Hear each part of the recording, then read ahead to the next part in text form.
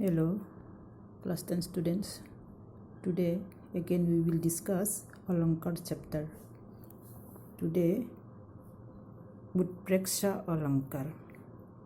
उत्प्रेक्षा अलंकार, जहाँ एक व्यक्ति या वस्तु में दूसरे की संभावना या कल्पना का वर्णन हो वहाँ उत्प्रेक्षा अलंकार होता है। किसी व्यक्ति या वस्तु में दूसरे की संभावना या कल्पना किया जाए वहाँ उत्प्रेक्षा अलंकार। अभी उदाहरण देखो। कहती हुई यू उत्तरा के नेत्र जल से भर गई, हिम के कणों से पूर्ण मानो हो गए पंकज नए। यह नेत्र जल में पंकज की संभावना या कल्पना का वर्णन है। नेत्र जल मतलब आंसू से भरी आँख में हिम के कणों उससे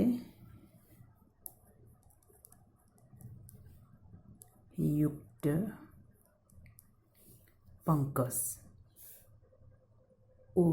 उससे युक्त पंकज की कल्पना की गई है।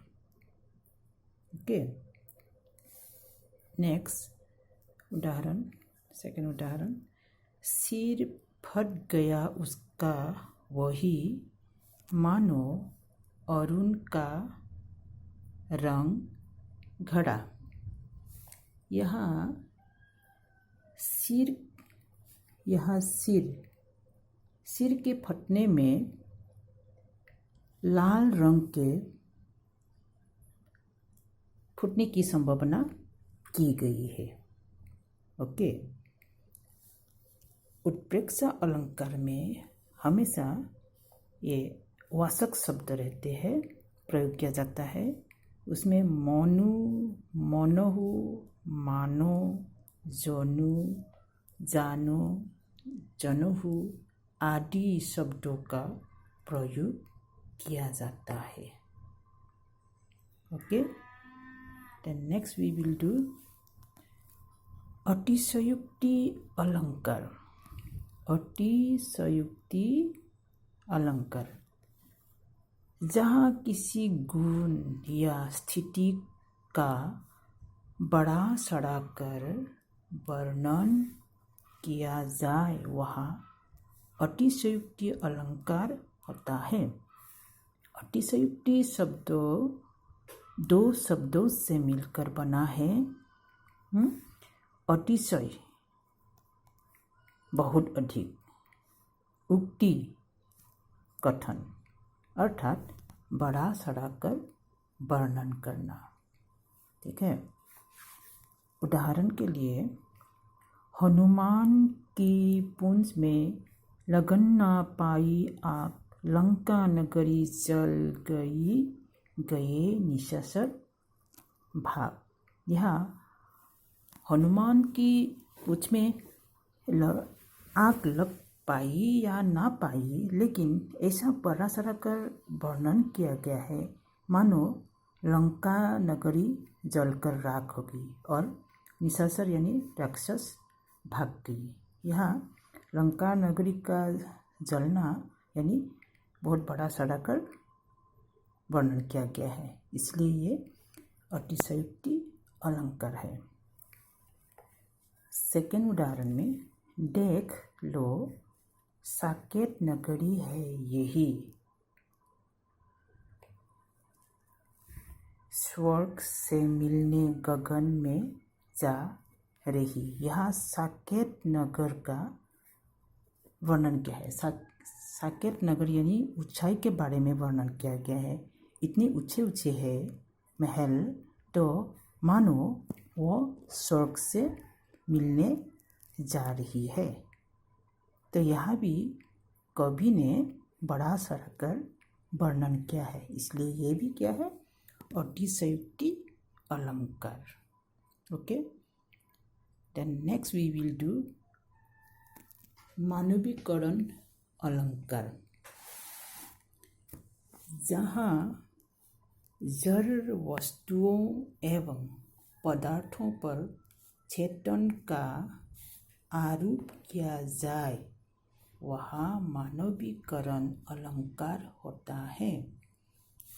अर्थात जड़ प्रकृति पर मानवीय क्रियाओं का आरोप हो वहाँ मानवीकरण अलंकार होता है। यह जड़ वस्तु, जड़ का मतलब जो निर्जीव, जहाँ प्राण नहीं है, निर्जीव है, निर्जीव वस्तुओं पर या पदार्थों पर चेतन यानी जीवित निर्जीव वस्तु व पदार्थों पर चेतन या जीवित का आरोप किया जाए वहाँ मानवीकरण अलंकार होता है। यानी मानव के साथ, मनुष्य के साथ जो कल्पना किया जाता है या आरोप हो वहाँ मानवीकरण अलंकार होता है। जैसे यहाँ कवि ने बादल के बारे में क्या वर्णन किया है, मेघ आए बड़े बन ठन के सवर के। यहाँ मेघ बादल आने की वर्णन यानी सवार कर आने का वर्णन किया है, यानी कल्पना किया है, मनुष्य के साथ, मानव के साथ कल्पना किया है। इसमें मानवीयकरण अलंकार है। सेकेंड उदाहरण में, उषा सुनहले तीर बरसती जय लक्ष्मी सी उदित हुई। यहाँ भी उषा यानी सूर्य उदय का वर्णन सुनहरे तीर बरसती हुई,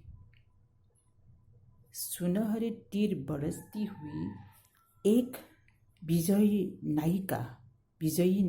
नायिका के साथ कंपेयर किया है। एक मानव विजयी नायिका के साथ, मनुष्य के साथ कंपेयर किया है। उषा का सूर्योदय होने का वर्णन एक नायिका के साथ, जीवित के साथ यानी कंपेयर किया गया है। Okay, thank you.